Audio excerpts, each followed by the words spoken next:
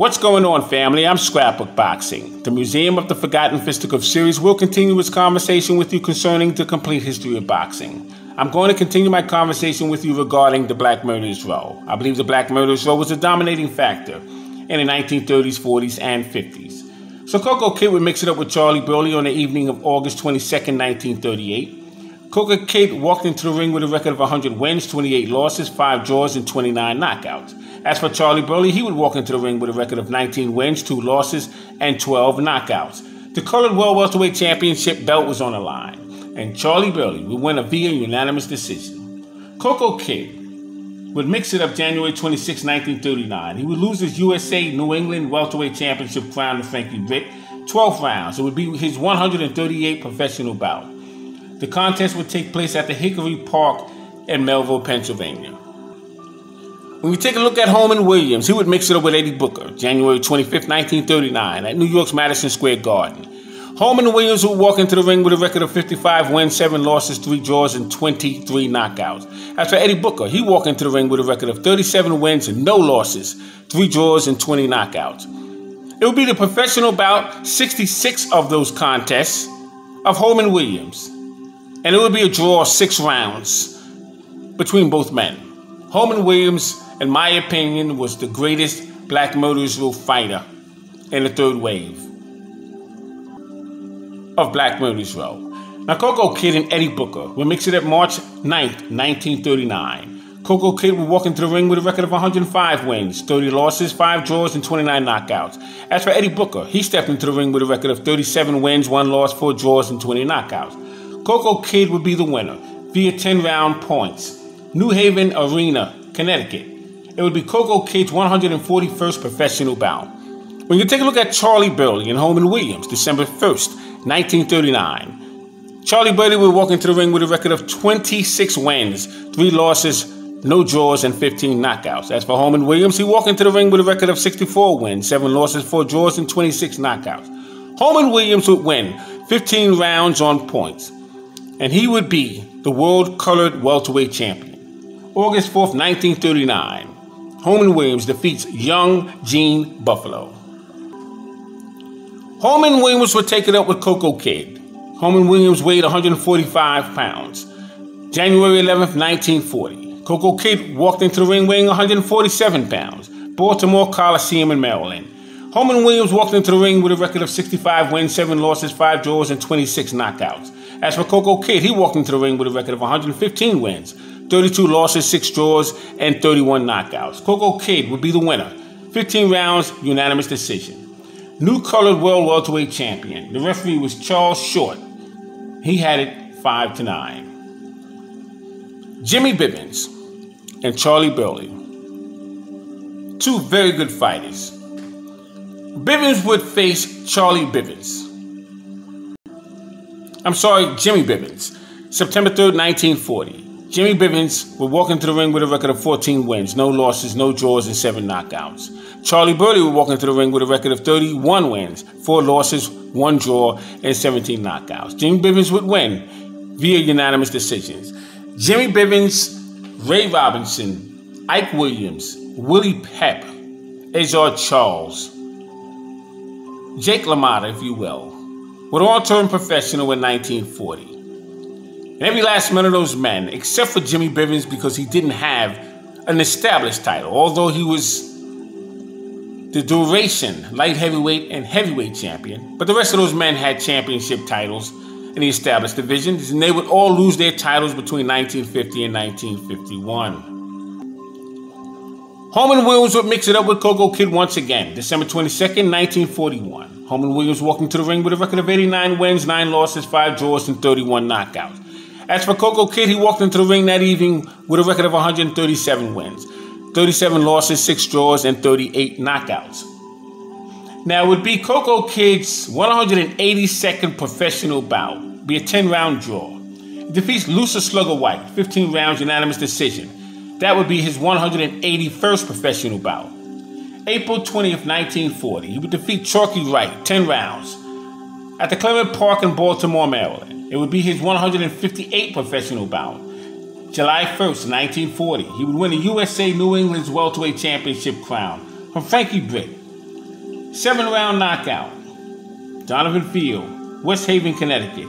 That would be his 161st professional bout. He would lose to Georgie Abrams and Izzy Genazzo, August 12th, October 14th of 1940. He would defeat Jimmy Leto and Phil Furr, both 10 rounds decisions.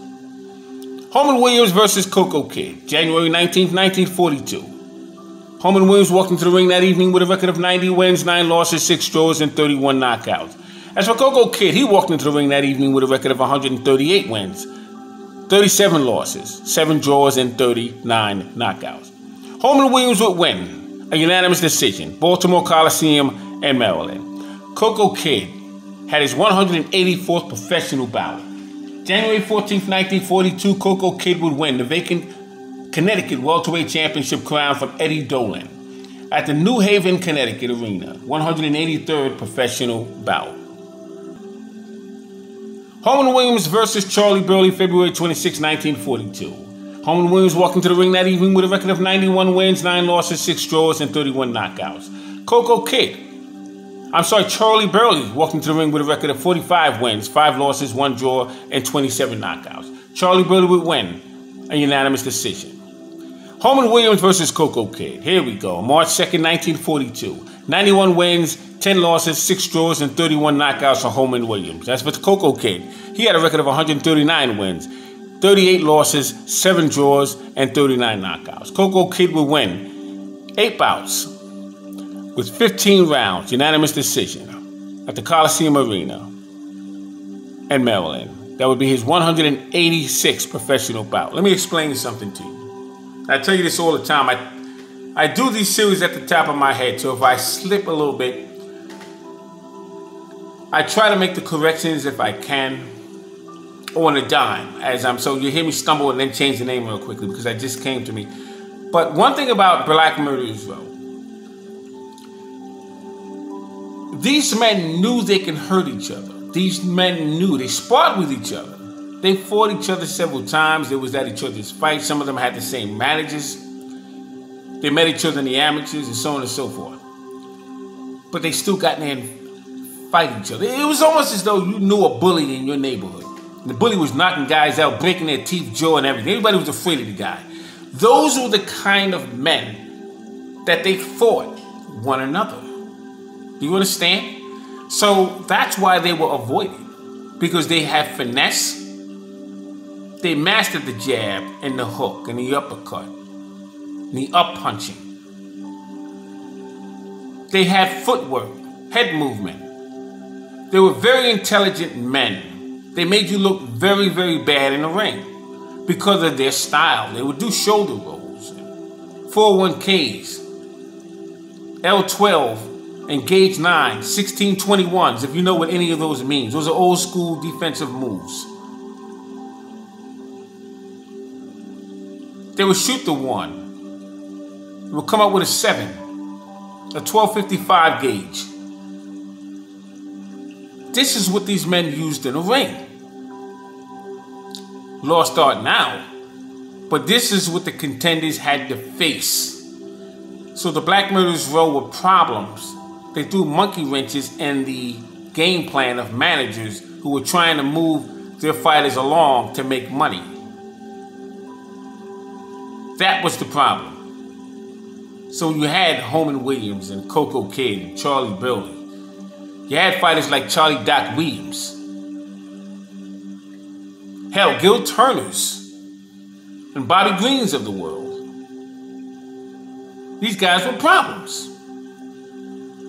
But some of them were bought out by the mob. So Gil Turner, although he fought like hell, he would take his foot off the gas. Ike Williams took his foot off the gas. Kid Gavilan defeated Ike Williams, but they give it to Ike Williams because Ike Williams was part of Frankie Carbo.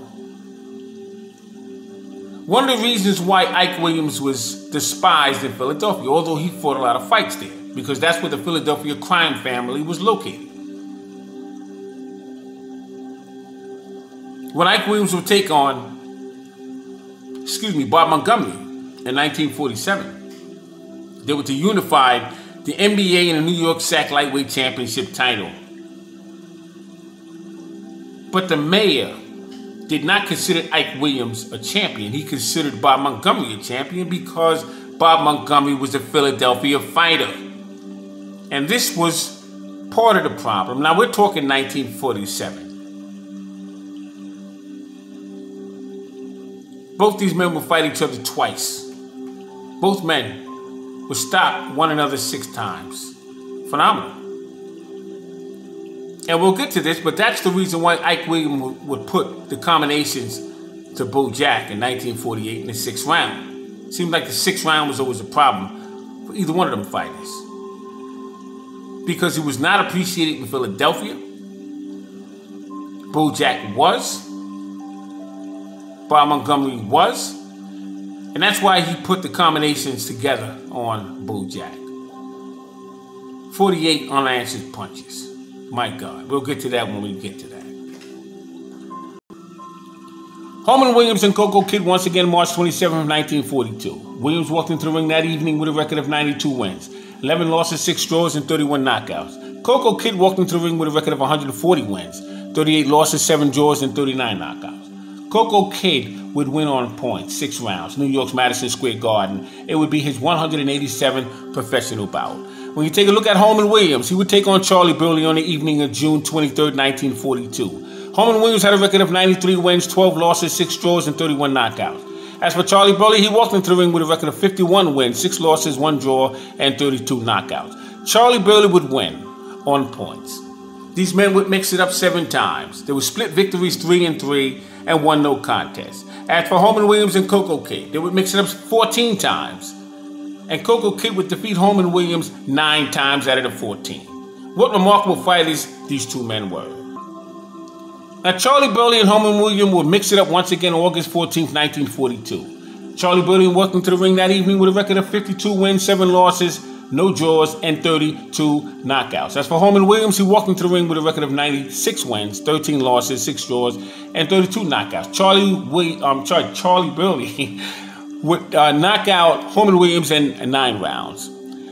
Eddie Booker, Lloyd Marshall, September 28, 1942. Booker had a record of 59 wins, 3 losses, 7 draws, and 30 knockouts.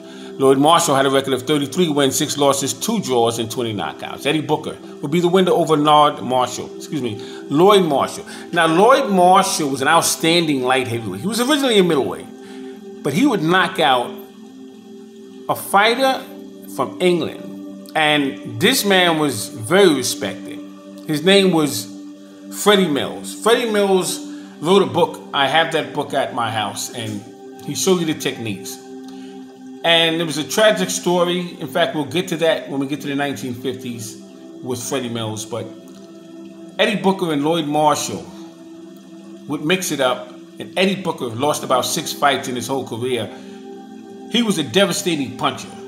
He pulled out a gun on Jack Chase. We'll talk about that. Charlie Burley and Holman Williams would mix it up October 16, 1942. Charlie Burley had a record of 53 wins, 7 losses, 1 draw, and 33 knockouts. Holman Williams had a record of 96 wins, 14 losses, 6 draws, and 32 knockouts. Holman Williams would be the winner, unanimous decision. Lloyd Marshall and Charlie Burley would mix it up December 11, 1942. Lloyd Marshall had a record of 34 wins, 7 losses, 2 draws, and 21 knockouts. Charlie Burley, who had a record of 54 wins, 8 losses, 1 draw, and 34 knockouts. Lloyd Marshall would defeat Charlie Burley. Eddie Booker and Jack Chase would mix it up January 11th, 1943. Eddie Booker had a record of 60 wins, 3 losses, 8 draws, and 30 knockouts. Jack Chase had a record of 50 wins, 5 losses, 4 draws, and 22 knockouts. Jack Chase would be the winner. And that was incredible because these 2 men, like I said, would get it on outside the ring. And I'm not going to say why until we get to that point. Holman Williams and Coco Kid, January 15, 1943. Williams walked into the ring with a record of 98 wins, 14 losses, 6 draws, and 32 knockouts. Coco Kid, by this time of his career, had a record of 150 wins, 39 losses, 7 draws, and 41 knockouts. Coco Kid would be the winner via 12-round decision at the Victory Arena in New Orleans, Louisiana. He won the World Colored Middleweight Championship crown. Coco Kid had 198 professional bouts by the time he would collect that colored middleweight championship title, if he didn't have a career of professionalism, of domination, then I don't know who did. Jack Chase and Charlie Burley would mix it up February 19th, 1943. Jack Chase had a record of 52 wins, 5 losses, 5 draws, and 23 knockouts. Charlie Burley had a record of 55 wins, 9 losses, 1 draw, and 35 knockouts. Charlie Burley would win a unanimous decision. As for Aaron Wade, he would take on Charlie Burley March 13th, 1943. He had a record of 50 wins, 5 losses, 5 draws, and 22 knockouts. Charlie Burley had a record of 56 wins, 9 losses, 1 draw, and 35 knockouts. Charlie Burley would defeat Little Tiger Aaron Wade. Coco Kid would mix it up with Charlie Burley for the second bout, April 19th, 1943. Coco Kid had a record of 152 wins, 40 losses, 7 draws, 41 knockouts. Charlie Burley had a record of 57 wins, 9 losses, 1 draw, and 35 knockouts. 10-round draw. The Pelican Stadium in New Orleans, Louisiana. May 3rd, 1943, he would win against Dinkin Johnny Brown. He used to walk around just like Theodore Tiger Flowers in the gymnasium with a Bible, preaching the word. Holman Williams and Charlie Burley would mix it up in their 6th professional bout together, May 14th, 1943. Holman Williams would walk into the ring with a record of 104 wins, 15 losses, 6 draws, and 32 knockouts. As for Charlie Burley, he would walk into the ring with a record of 57 wins, 9 losses, 2 draws, and 35 knockouts. The referee would call a bout a no contest, 1 minute in the 10 rounds. Jimmy Bivens and Lloyd Marshall mix it up June 8th, 1943. Jimmy Bivens had a record of 36 wins, 5 losses, and 11 knockouts. Lloyd Marshall had a record of 40 wins, 7 losses, 2 draws, and 24 knockouts.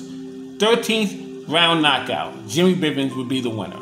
Both these men would have to play ball from time to time. You see, these losses, what I'm trying to get you to understand, when I spoke to you earlier about, in fact, it was in the previous video, about the knockouts that these men wouldn't get from one another, it was because the skill set changed when they fought each other. The head movement, the foot movement, the feints, the traps. That's why they didn't get the knockouts with one another like they did with other fighters. You see, Archie Moore had the most knockouts when he fought the Black Murdersrow. He had 23 fights with them, and he had 7 knockouts. That's the most. And I'm wrong. He had 35 fights with them, and he had 7 knockouts. That's incredible, because you have to know how to bait a man in order, if he's skillful enough, to get the knockout, because he knows you're setting him up for the knockout.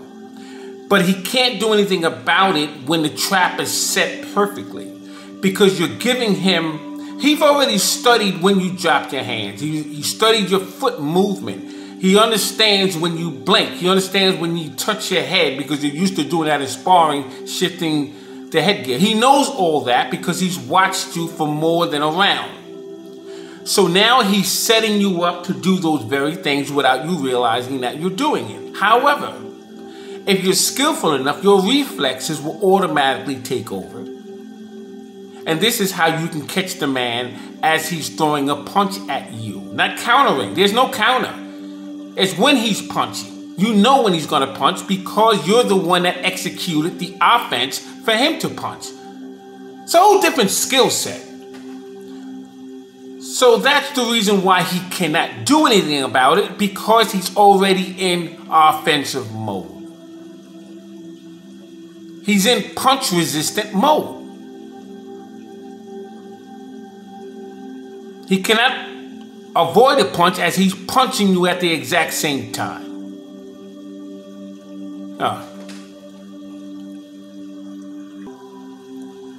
Little Tiger Aaron Wade would mix it up with Jack Chase June 21st, 1943. Little Tiger Aaron Wade would walk into the ring with a record of 54 wins, 7 losses, 6 draws, and 25 knockouts. Jack Chase would walk into the ring with a record of 51 wins, 6 draws, and 6 draws and 23 knockouts. Aaron Wade would win on points. Holman Williams and Lloyd Marshall, September 13th, 1943. Holman Williams would walk into the ring that evening with a record of 104 wins, 17 losses, 6 draws, and 32 knockouts. As for Lloyd Marshall, he walked into the ring with a record of 42 wins, 8 losses, 2 draws, and 25 knockouts. He was the winner. Oh, what a fighter Holman Williams was. To get that victory over Lloyd Marshall. Jack Chase and Lloyd Marshall would mix it up on the night of November 8th, 1943. Jack Chase would have a record of 61 wins, 7 losses, 6 draws, and 26 knockouts. Lloyd Marshall had a record of 42 wins, 9 losses, 2 draws, and 25 knockouts. That contest would be a draw. Holman Williams and Eddie Booker would mix it up November 19th, 1943. Holman Williams had a record of 107 wins, 17 losses, 6 draws, and 32 knockouts. Eddie Booker had a record of 62 wins, 4 losses, 8 draws, and 22 knockouts. Holman Williams would be the winner over Eddie Booker. Now, Eddie Booker, as I explained to you, he was in there with Holman Williams a few times. But when he took on Archie Moore, he cracked the ribs of Archie Moore. We'll get to that fight. In fact, we'll talk about Archie Moore. 2 more fights, and we'll talk about Archie Moore. I want to get into Archie Moore's career. Lloyd Marshall would take on Jack Chase December 13th, 1943. It would be their second bout together. Lloyd Marshall had a record of 43 wins, 9 losses, 3 draws, and 26 knockouts. Jack Chase had a record of 61 wins, 8 losses, and 26 knockouts. And he would be the winner. I'm just trying to make sure I got these dates correctly. It was a unanimous decision, so Jack Chase would defeat Lloyd Marshall on the night of December 13th, 1943. Jack Chase and Holman Williams, February 14th, 1944. Jack Chase will have a record of 62 wins, 9 losses, 7 draws, and 26 knockouts. Holman Williams will have a record of 111 wins, 17 losses, 6 draws, and 32 knockouts. Holman Williams will defeat Jack Chase. Jack Chase was known as Little Joe Louis. Holman Williams would take on Jack Chase once again, February 21st, 1944. Holman Williams would walk into the ring this time with a record of 112 wins, 17 losses, 6 draws, and 32 knockouts. Jack Chase would walk into the ring with a record of 62 wins, 10 losses, 26 knockouts, and 7 draws. Holman Williams would be the winner. Holman Williams and Eddie Booker would make it up for the 3rd time. March 6, 1944. Holman Williams would walk into the ring with a record of 113 wins, 17 losses, 6 draws, and 32 knockouts. As for Eddie Booker, he walked into the ring with a record of 65 wins, 5 losses, 8 draws, and 34 knockouts. Aaron Wade and Charlie Burley would mix it up for the 2nd time. March 24th, 1944. Aaron Wade will have a record of 58 wins, 7 losses, 5 draws, and 29 knockouts. And Charlie Burley will have a record of 59 wins, 9 losses, 2 draws, and 36 knockouts. Charlie Burley would defeat Little Tiger Aaron Wade via unanimous decision. Jack Chase and Charlie Burley would mix it up for the 2nd time. April 26, 1944. Jack Chase would walk into the ring with a record of 64 wins, 11 losses, 7 draws, and 27 knockouts. Charlie Burley would mix it up with Jack Chase, and he would walk into the ring with a record of 60 wins, 9 losses, 2 draws, and 36 knockouts. Jack Chase and Holman Williams would mix it up for the 4th time. On the night of May 24th, 1944, Jack Chase would walk into the ring with a record of 64 wins, 13 losses, 7 draws, and 27 knockouts. I'll repeat the record. 64 wins, 13 losses, 7 draws, and 27 knockouts. Holman Williams would walk into the ring with a record of 117 wins, 18 losses, and 6 draws with 32 knockouts. Got it. Holman Williams and Lloyd Marshall would mix it up for the 2nd time, June 7th, 1944. Holman Williams had a record of 118 wins, 18 losses, 6 draws, and 32 knockouts. Lloyd Marshall had a record of 49 wins, 10 losses, 3 draws, and 27 knockouts. Jack Chase and Aaron Wade would mix it up for the 2nd time, June 28th, 1944. Jack Chase walked into the ring with a record of 64 wins, 14 losses, and 7 draws with 27 knockouts. As for Aaron Wade, he had a record of 58 wins, 8 losses, 5 draws, and 29 knockouts. Jack Chase would be the winner over Aaron Wade. There was a time when I could recite this like I'm saying my alphabet at the top of the dome. You know, it's crazy. I'm still able to do it, but it's just sometimes I stumble on a draw. I can't remember if he had 4 or 5 draws, that type of thing. Now let's end this conversation on an Archie Moore note. Archibald Lee Wright, Ancient Archie, the Old Mongoose. Born between December 13th, 1913 and 1916, depending upon the records that you read, because Archie Moore would never give you his correct date. He was born in Benoit, Mississippi. He died December 9th, 1998 in San Diego, California. He stood 5 foot 11 inches, had a 75-inch reach. He was a light heavyweight and a world champion for 10 years. I had the pleasure of meeting Archie Moore several occasions. Now, he had 220 total bouts, 199 wins, 35 losses, 145 knockouts. He fought from 1935 to 1936. I'm sorry, 1935 and 1963. He fought like 1,472 rounds. He was incredible. Now, he had an uncle in Cleveland, Moore, and his aunt was Willie Pearl Moore. And they raised Archie Moore in St. Louis, Missouri. Archie Moore's mentor brought him over to San Diego, where he would begin to box.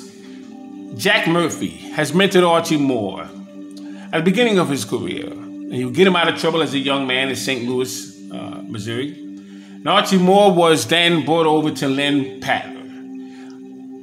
Lynn Patter was his first promoter, boxing promoter. Archie Moore talked about him many times.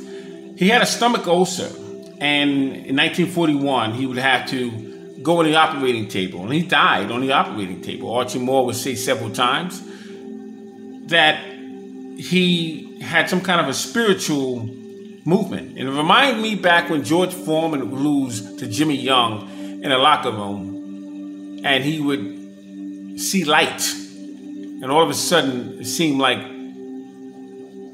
he became a spiritual person from that experience. But that reminds me of the situation that Archie Moore found himself in 1941 on the operating table. Archie Moore would take on Harold Johnson 5 times between 1949 and 1954. April 26, 1949, Philadelphia, Pennsylvania. Moore defeats Johnson, 10 rounds. September 24th, 1951, Philadelphia. Moore would defeat Johnson once again. January 29th, 1952, Toledo, Ohio. Archie Moore would defeat Johnson in 10 rounds. December 10th, 1951, Milwaukee. Archie Moore would lose to Harold Johnson in 10 rounds. They fought each other a total of 6 times, and Archie Moore would win 5 of those bouts. But the knockout that he would catch Harold Johnson with, oh my God, it was towards the end of the bout. I met Harold Johnson. I met his son. His son used to be a barber. They lived in Philadelphia. Harold Johnson was, I wouldn't say a mentor, but every time I went to the gyms, he always seemed to take a liking to me, and he would just talk to me about everything, you know, during his era and things that happened during that time. November 27th, 1942, San Diego. Archie Moore would mix it up with some Greek fighters. I'm going to pick it up in another video. I'm Scrapbook Boxing, Museum of the Forgotten Fisticuff series. All Greek fights and all Greek fighters will never be forgotten on my channel. Thanks for listening. Complete history of boxing. Be well. Peace.